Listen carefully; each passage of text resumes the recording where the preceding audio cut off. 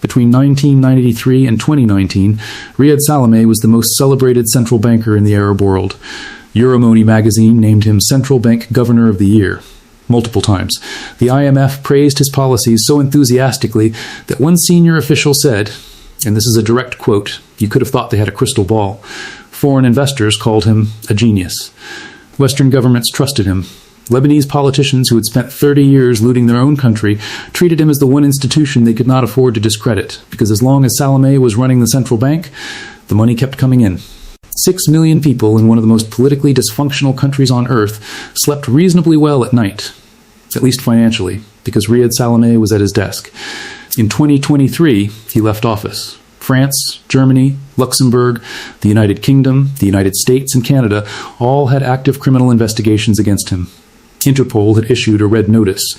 European authorities had seized $130 million in assets linked to him across the continent. His brother's offshore company had allegedly received $330 million from the central bank he governed. The Lebanese pound, which Salameh had spent 30 years defending, had lost more than 95% of its value. 3/4 of Lebanon's population had fallen below the poverty line. $130 billion in deposits had in any meaningful sense vanished. The genius, the crystal ball, the most trusted central banker in the region. This is History Meets Economics, where every video will change how you see money, history, and the systems controlling your life. If this is your first time here, hit subscribe and turn on notifications. Because what happened in Lebanon was not a sudden crash or an unpredictable shock. It was a Ponzi scheme. Documented. Warned about. Known by everyone in a position to stop it. And run, for years, in plain sight. If you are Lebanese, or if you have family in Lebanon, we want to hear from you. What did you lose, and when did you know something was wrong? Drop a comment below. We read every single one. Beirut, in the 1980s, was a city on fire. 15 years of civil war had destroyed its infrastructure, gutted its institutions, and killed an estimated 150,000 people. By the time the guns fell silent in 1990, Lebanon was a country that existed mostly on paper. The banks were broken, the government was bankrupt, the currency was in free fall. The question was not how Lebanon would prosper. The question was whether Lebanon would function at all. What happened next was, on the surface, extraordinary. Rafik Hariri, the billionaire prime minister who had made his fortune in Saudi Arabia, arrived with a reconstruction plan and a vision of Beirut as the financial capital of the Middle East. He appointed Riad Salameh as central bank governor in 1993. Salameh pegged the Lebanese pound to the dollar at 1,500 and 7 pounds to $1. He attracted foreign deposits with high interest rates. Lebanese banks were offering returns of 12 to 15% at a time when Western banks were paying 2 or 3. The diaspora responded.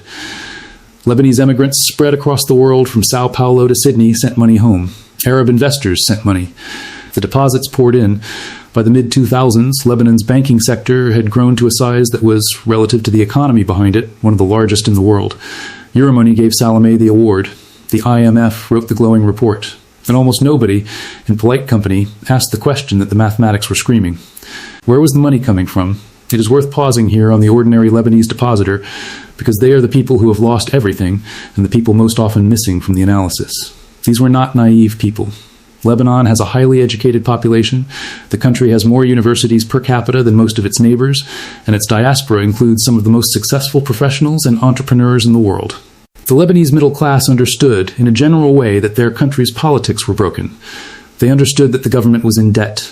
They deposited anyway, because 15% interest on a dollar account in a country where your electricity worked for 6 hours a day was not an invitation to ask questions. It was the only savings vehicle available that appeared to offer a return that kept pace with the cost of living. And the institutions telling them it was safe, the central bank, the commercial banks, the IMF with its awards and its annual consultations, were the same institutions that were responsible for ensuring it was safe. The ordinary Lebanese depositor did not run a Ponzi scheme. They were the ones it was run on. Lebanon, after the Civil War, was not a productive economy. It had no oil. It had no significant manufacturing base. It had no agricultural surplus to export. It had a service sector, some tourism, a diaspora sending remittances, and a government that had been running fiscal deficits every single year since Reconstruction began. By 2006, Lebanon's public debt had reached 180% of GDP, among the highest ratios in the world. By 2017, the government was spending more than 40% of all its tax revenues simply paying interest on what it already owed. A country producing almost nothing, with a government spending far beyond its means, was offering deposit returns of 12 to 15% and attracting billions. In any other context, this combination of facts produces one word: Ponzi. The mechanism was not complicated once you saw it. The Lebanese government borrowed money by issuing treasury bonds. Lebanese commercial banks bought those bonds. The commercial banks needed to fund those bond purchases, so they offered high interest rates to depositors to attract the dollars. Those deposits went to the central bank, which used them to fund the government's deficit and maintain the currency peg. New deposits paid the interest on old deposits. The government's debts grew. The interest payments grew. The rates needed to attract new deposits grew. Every year, the system needed more dollars flowing in than the year before, or the entire structure collapsed. This is not a metaphor. This is the operational definition of a Ponzi scheme. By 2016, the inflows were slowing. Regional instability, the Syrian war had erupted next door, sending more than 1 million refugees into a country of 6 million people. Collapsing tourism and foreign investment simultaneously had reduced the stream of new dollars entering the system. Salameh's response was what he called financial engineering.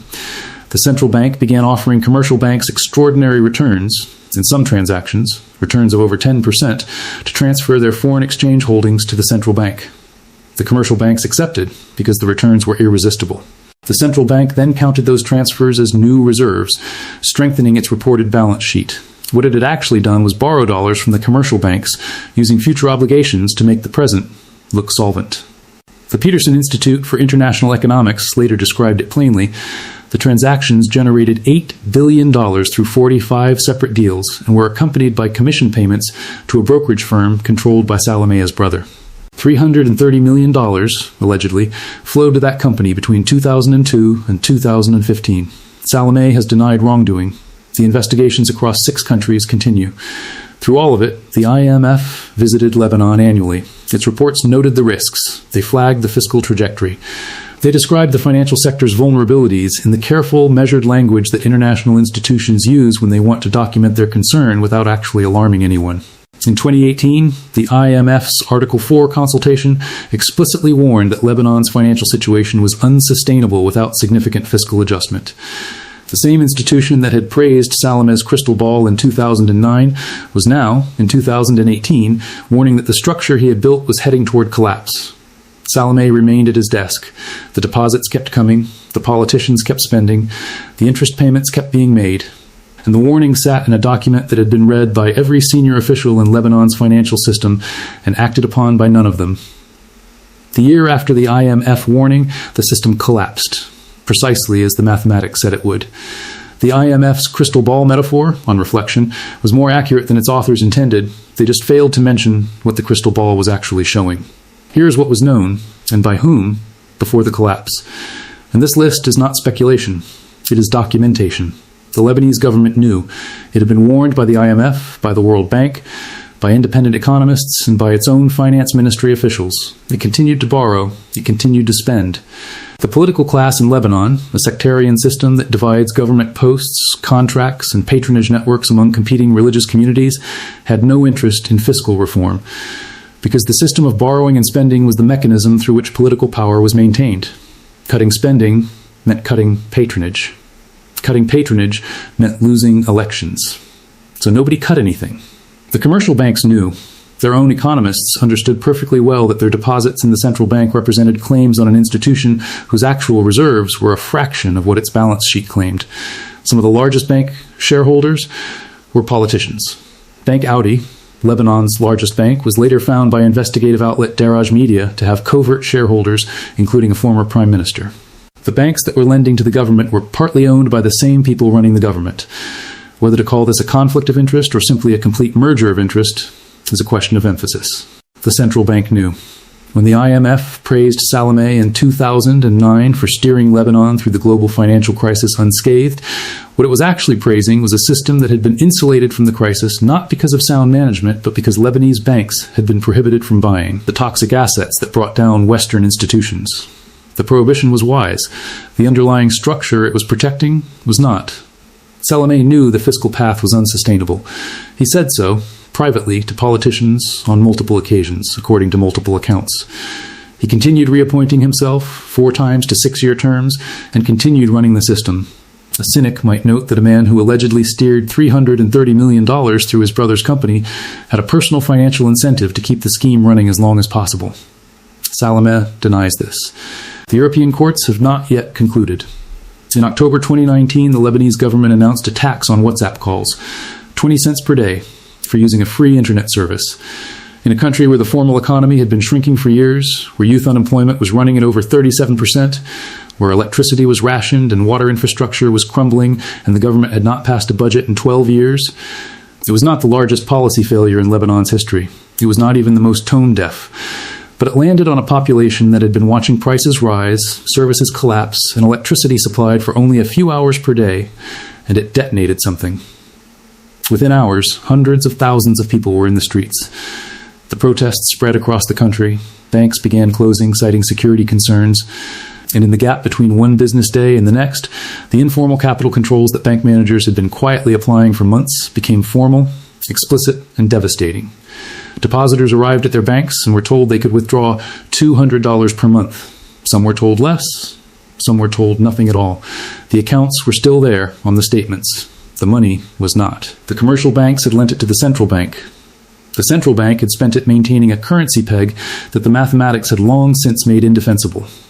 During the weeks of the protests, an estimated $20 to $30 billion left Lebanon through transfers that the banks processed for their most connected clients, while ordinary depositors queued outside locked doors. The people with the right phone numbers got their money out. Everyone else got a monthly withdrawal limit and a currency that would lose 95% of its value over the next 3 years. By March 2020, Lebanon had defaulted on $31 billion of Eurobonds, its first sovereign default in its history. The Lebanese pound, officially pegged at 1,507 to the dollar since 1997, began its collapse.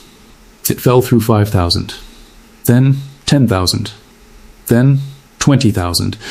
By 2023, it had fallen past 130,000 pounds to the dollar, a depreciation of more than 98%. A Lebanese family that had deposited $100,000 in a bank account in 2018 had, by 2023, a balance that was technically still listed as $100,000, but could be withdrawn only in Lebanese pounds at the official exchange rate, which bore. No relationship to any rate at which Lebanese pounds actually traded in the real world. The money was there on the statement. It simply could not be accessed in any form that retained its value. The IMF, now indispensable as the only institution capable of organizing a rescue, entered negotiations with the Lebanese government. Those negotiations collapsed. They collapsed because the banking sector, whose major shareholders were members of the political class, refused to accept a restructuring plan that would have imposed losses on the banks. Salameh, according to Foreign Affairs magazine, opposed the restructuring plan and aligned with the banking lobby against it. The IMF talks failed. Lebanon's crisis continued without a resolution. In 2020, the ammonium nitrate stored at the port of Beirut exploded, killing over 200 people and destroying much of the city center. The country was now simultaneously experiencing an economic collapse, a political paralysis, a public health crisis, and a physical destruction of its capital. The international community pledged aid. Most of it was conditional on reforms. The reforms were not implemented. The aid did not arrive. The World Bank, in its assessment of Lebanon's collapse, used language it almost never uses. It called the crisis one of the worst in the world in more than 150 years. Not in the region, in the world. Worse, in its severity and the deliberateness of its causes, than most wars. Worse than most natural disasters. A crisis manufactured, the World Bank said, by a political and financial elite that consistently and acutely chose to serve its own interests over those of the population it governed. So here is the brutal truth about Lebanon. This was not an accident. It was not a war or a pandemic or a sudden external shock that overwhelmed an otherwise sound system. It was a system designed from its foundations to extract wealth upward, from depositors to banks, from banks to the central bank, from the central bank to the government, and from the government to the political families and sectarian networks that have governed Lebanon since independence. Riad Salameh is in many ways the most visible face of a structure that required every participant, politicians, bankers, auditors, international institutions, to either look away or actively cooperate. The IMF issued its warnings and then praised the system in the same breath. The U.S. government defended Salameh publicly in 2020 because he had been useful to Washington in tracking Hezbollah financing, and did so, according to Foreign Affairs, at the precise moment he was blocking the restructuring plan that might have saved the economy. Everyone had a reason to keep the music playing. Nobody wanted to be the one to turn it off. The Lebanese people, 6 million of them, had no say in any of it. They just kept depositing. When history and economics meet, the truth is always inconvenient. Remember that. I'm Malcolm, and this is where history meets economics. Subscribe now. If you think this documentary is wrong, explain where. If you think it's right, explain. Here's another moment where history met economics.